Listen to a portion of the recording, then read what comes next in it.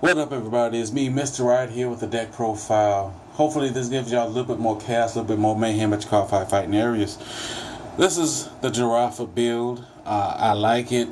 I mainly play it as casual. It can be overwhelming with the new strat that came with the support in the recent Winter Fighters collection. So yeah.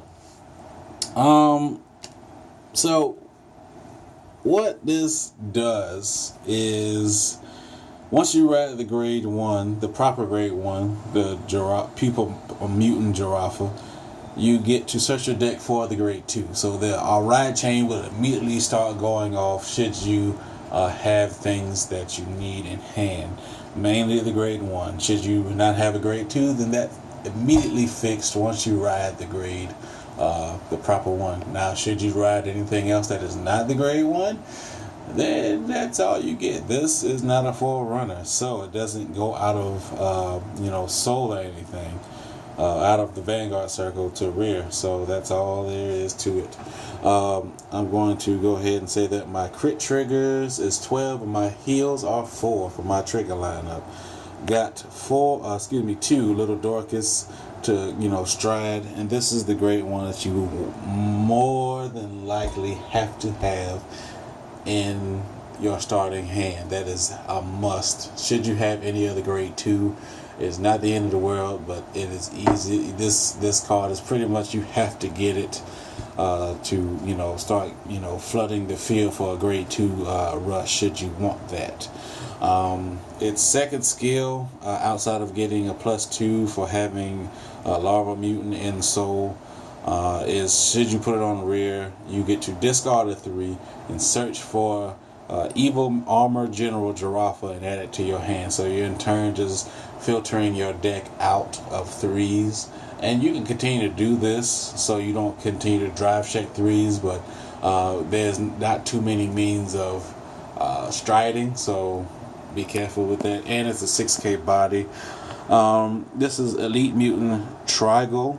At the beginning of your opponent's ride phase, if your opponent has a unit that is at rest. So hopefully you have stunned something that turn after you've ended your turn. So should you want to run anything that can truly stun like Papilio, you can go ahead and do so. So anyway, should they have a rested unit, look at the top 5 cards for a Giraffa unit and add it to your hand after you show it to your opponent. That's pretty much it with that. So you can start getting grade 2s and 1s, because there are things like Gear Chronicle and Kagero Narukami and so on and so forth. 4 Star Shield Mutant, Rebel Mutant Star Shield, for counter-charging purposes, because the deck can be counter-blast heavy with the grade 3 that counter-blast 2 should you want to use its effect. Going ahead with 2s. This is grade 2 Elite Mutant Giraffa. I actually like the art on this card for it being a double rare. The art, the foil on it is just fantastic. It's a 10k when you have the grade 1 in Soul. Not only that, but when the unit attack hits the Vanguard, you can stun a rear guard free of cost. That's pretty much it. So should you want to play the grade 2 game, that is fine with this. My personal attack in is Toxic Trooper. Should this attack anything your opponent cannot intercept, so you're forcing hand. That's the main idea for this build, is to force your opponent to guard from hand. So when this unit attacks, all your opponent's units cannot intercept to the end of that battle. So again, and it's a Vanguard rear guard thing. So again, they have to guard should they want to do that. Should you have this on Vanguard Circle, that is not bad. But for this next card, you really want Elite Mutant Giraffa on the Vanguard Circle. Iron Cutter Beetle.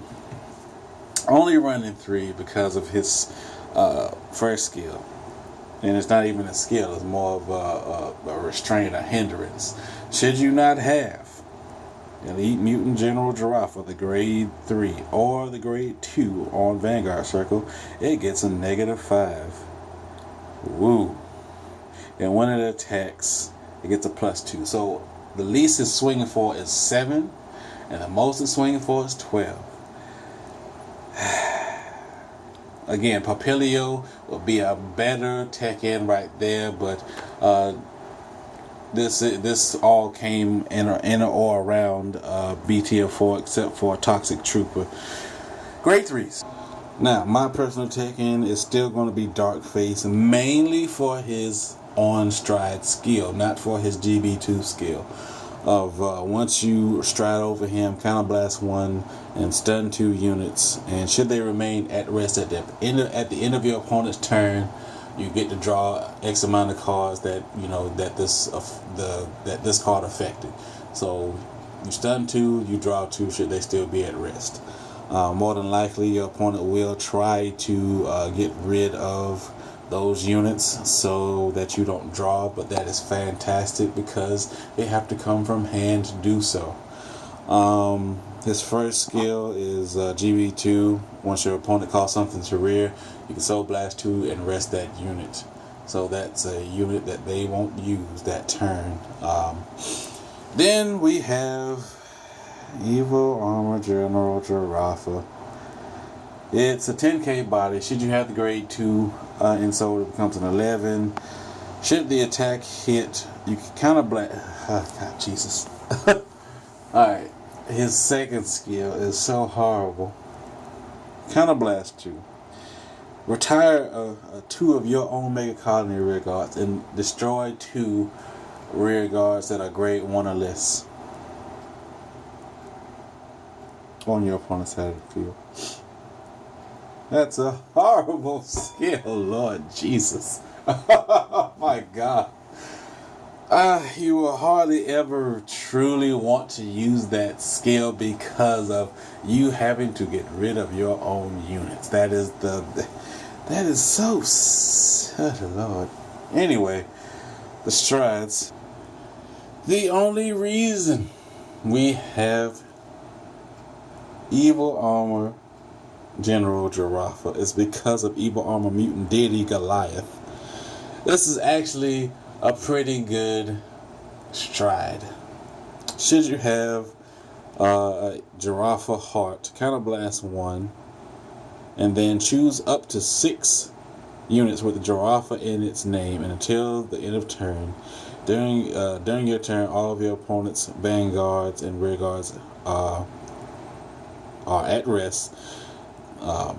This unit gets +5, so everything with Giraffa gets +5. That means your grade 1 with 6k is 11k. Your 9ks are 14s. So instead of attacking for 16, you're going to be attacking for 26. Your Vanguard gets the +5, so on and so forth with power. Not only that, but it gets the and skill when this unit attack hits a Vanguard. Choose one of your opponent's rear guards and it's stunned. So everything that hits gets a stun. That is the only good thing about having Giraffa as a heart. That is the only good thing about this deck. This stride right here. Now I am on the fence about what I have next because 2 Paraspear and 2 Stun Beetle or 4 Stun Beetle. Paraspear gets a +5 should you have 3. Once you stride and your opponent has 3 or more rested units, you get to draw a card, and this card gets 5,000 power. That's good for pressure, and of course, should you have Dark Face, there goes the more units that you can target for drawing. It's pretty much, again, a free cost. All your opponent has to do is have the right field. And of course, Stun Beetle to finish up the strides. It's a 4 of or a 2 of, depending on how you really want to have it. As long as Goliath is your main stride. Stun Beetle only has to hit and have GB2. Should it hit, Counterblast 2, Persona Flip, stun the Vanguard, and your opponent can't ride or restand next turn. So that could cost them so much right there. Of course, they're going to have PGs in hand, but that's why we run 4 to constantly have that pressure. Anyway, hopefully this deck gave you a little bit more chaos, a little bit more mayhem. Like, comment, and subscribe to my channel. Like the video. Any suggestions or changes you guys would make, put it in the comment section. I will happily make the changes myself and see how it works.